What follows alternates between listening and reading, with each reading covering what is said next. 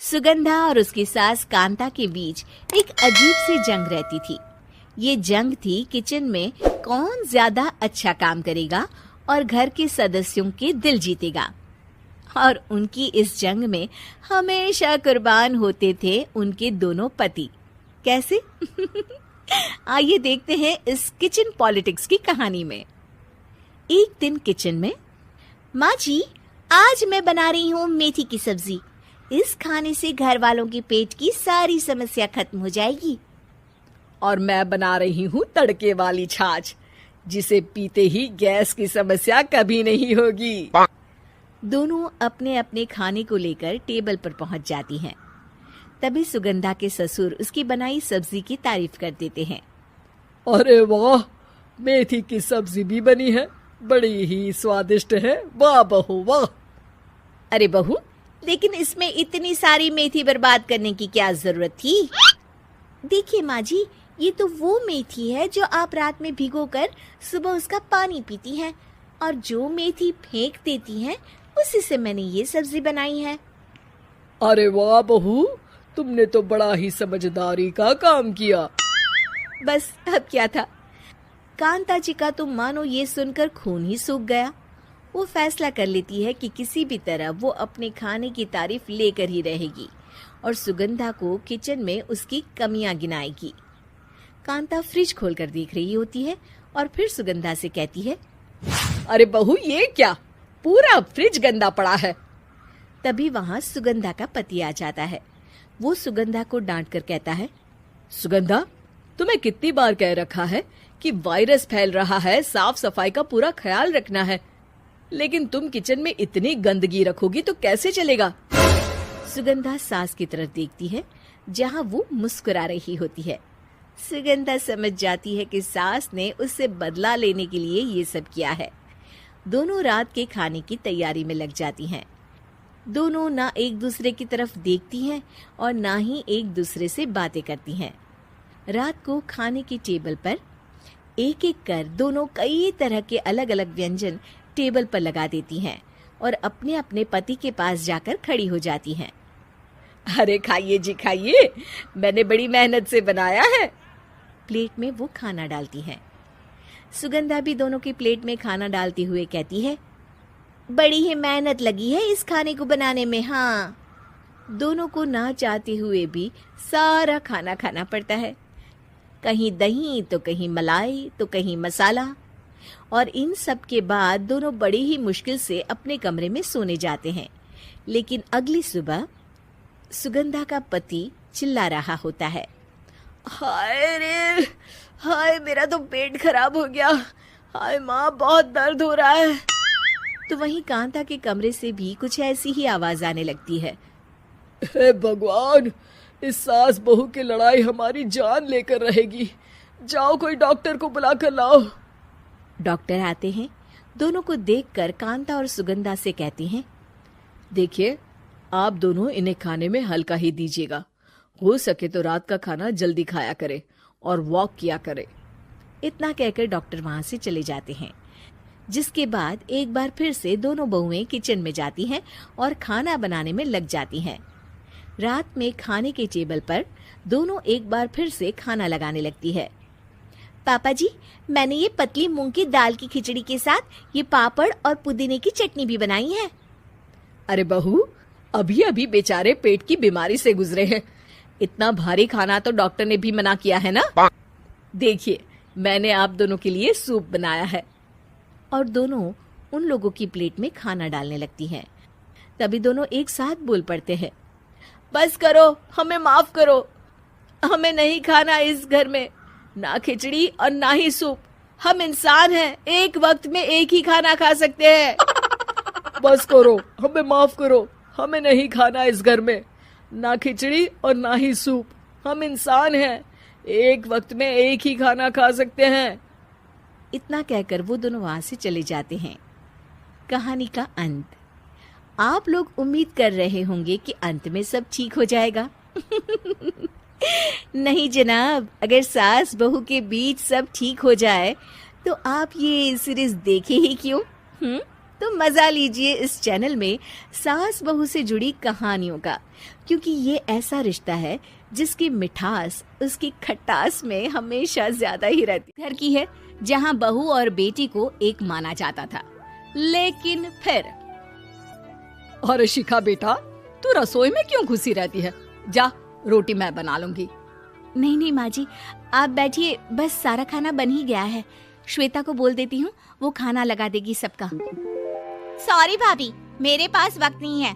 माँ, मुझे पैसे देना, पार्लर जाना है। हाँ हाँ चली जाना, भाभी को भी ले जाना। वो भी जाने को बोल रही थी पार्लर, पर पहले ना मदद कर दे उसके खाना लगाने में। देख माँ, वो बहू है, उसे बहू रहने देना। इतना सर पर मत चढ़ा भाभी को। श्वेता, ज्यादा मत बोला कर। बहू और बेटी में कोई फर्क नहीं होता है। जा जाकर काम कर। ननद को माँ का भाभी से इस तरह प्यार करना बिल्कुल अच्छा नहीं लगता। वो बार बार किसी न किसी तरह माँ को भाभी के खिलाफ भड़काती रहती, लेकिन कोई फायदा ना होता।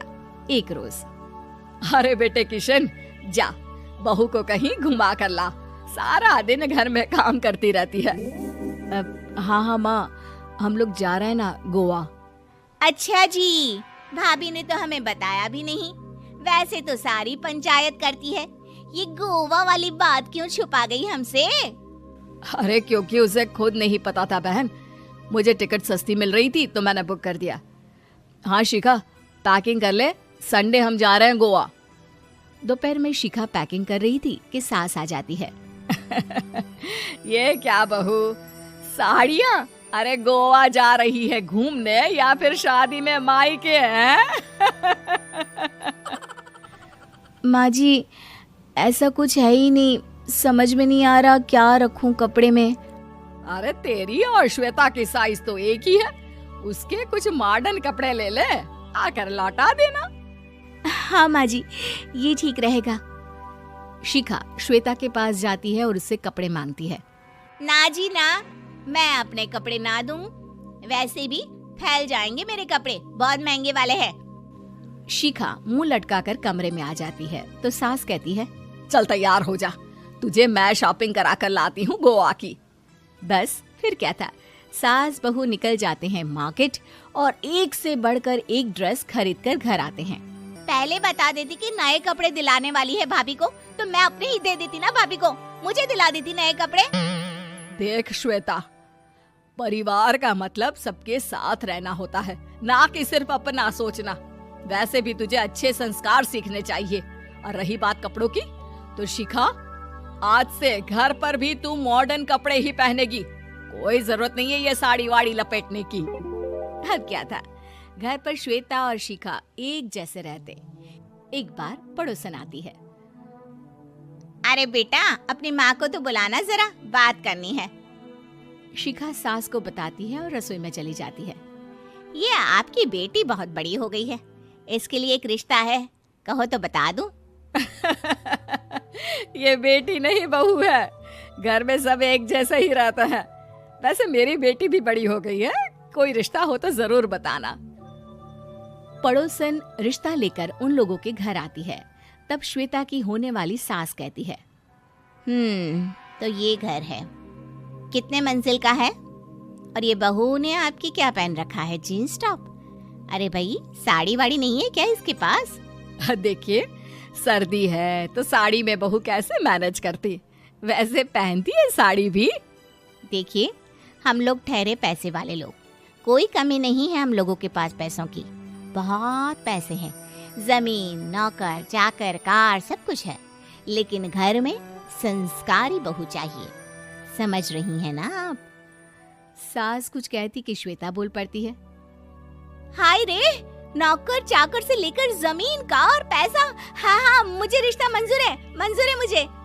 अरे रुक जा श्वेता, मैं बात कर रही हूँ ना। देखिए, हम लोगों के घर इतनी आजादी नहीं मिलेगी। अरे हाँ कर देना माँ, हाँ कर दे जल्दी से। सास क्या करती, बेटी की शादी ऐसे घर में कर देती है जहाँ ना उनके विचार मिलते हैं और ना ही आचार। शादी के बाद एक रोज फोन पर, श्वेता बेटा, एक बार घर आ जा, बहुत दिल करता है तुझे देखने का। माँ वो घर पर बहुत काम होता है, कैसे आऊँ? बड़ा घर है लेकिन आने जाने वालों की लाइन ही लगी रहती है। बेटा मैं तो जानती थी उस घर का हाल, लेकिन तू ही नहीं मान रही थी। माँ देख, हर घर का यही हाल है। तेरी बेटी को यहाँ घूंघट हटाने की परमिशन नहीं है और एक तरफ भाभी स्कर्ट पहनकर घूम रही है। बेटा मुझे क्या पता था कि मेरी बेटी को ससुराल के नाम पर पिंजरा मिल जाएगा। अच्छा माँ, फोन रखती हूँ, सास को गर्मा गर्म रोटी खिलानी है। तुम लोगों की तरह नहीं कि एक रोटी बनाओ, एक सब्जी बनाओ, फिर सारा दिन फ्री होकर घूमो। सास फोन तो रख देती है, लेकिन सोच में पड़ जाती है कि एक तरफ बेटी जिसे कोई आजादी नहीं, वहीं दूसरी तरफ बहू जिसे देखकर लगता ही नहीं कि उसकी शादी भी हुई है। अगले रोज। शिखा, अरे ओ शिखा। हाँ माँ, क्या हुआ? कुछ चाहिए आपको? मैं जिम जा रही थी।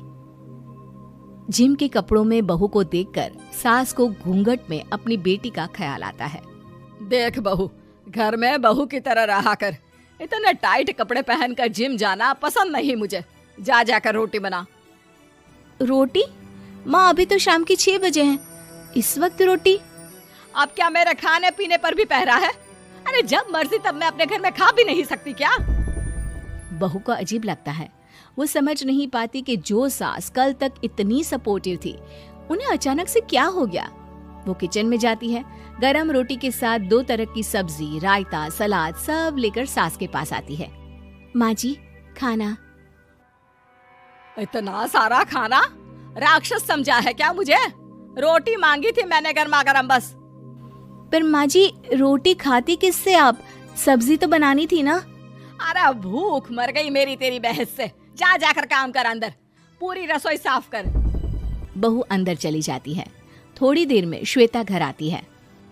अरे शिखा जल्दी से चाय ला, पकवान बना, मेरी बेटी आई है। अरे नहीं नहीं माँ, ड्राइवर बाहर खड़ा है। मैं तो घर का कोई सामान खरीदने के बहाने यहाँ आ गई हूँ, मुझे जाना होगा। अरे बेटा, पर कितने दिनों बाद देख रही हूँ तुझे, रहने आ जाना 2-4 दिन के लिए। आ जाऊंगी माँ, जब मेरी सास मरेगी तब। मैं तो रोज मन्नत मानती हूँ कि मेरी सास मर जाए तो अच्छा है। अच्छा चल, जा रही हूँ माँ। हे भगवान, कैसे कैसे दिन देखने पड़ रहे हैं मेरी बेटी को। सास अंदर जाती है, जहाँ श्वेता की जिम वाली सहेली का फोन आया होता है। क्या बात है, आज जिम नहीं आई? अरे पता नहीं यार, आज माँ को क्या हो गया अचानक। पर खैर कोई नहीं, लगता नहीं कि मैं अब जिम आ पाऊंगी। शिखा स्पीकर पर बात कर रही थी, जिसे सास सुन रही थी। यार ये सास ना होती ही ऐसी है। मैं तो कहती हूँ बुढ़िया जल्दी मरे और तू आराम से जिए। शिखा को सहेली की बात पर गुस्सा आ जाता है। माँ के मरने की कौन सा बच्चा दुआ मांगता है मोहिनी? आगे से ऐसी बात मेरे सामने मत करना। हमारे घर की शोभा ही माँ है। क्या हुआ जो थोड़ी सख्ती दिखा रही है? उसमें भी कोई ना कोई उनकी भलाई ही होगी। मैं तो कहती हूँ भगवान मेरे जैसी सास सबको दे, जो सिर्फ माँ की तरह है। सास वाली तो कोई बात ही नहीं है उनमें। सास ये बात सुन रही थी। उनकी आंख में आंसू आ जाते हैं कि क्यों वो बेटी की किस्मत में बहू को भी भागीदार बना रही थी। शिखा, अरे ओ शिखा, क्या हो गया? जिम नहीं जाना क्या?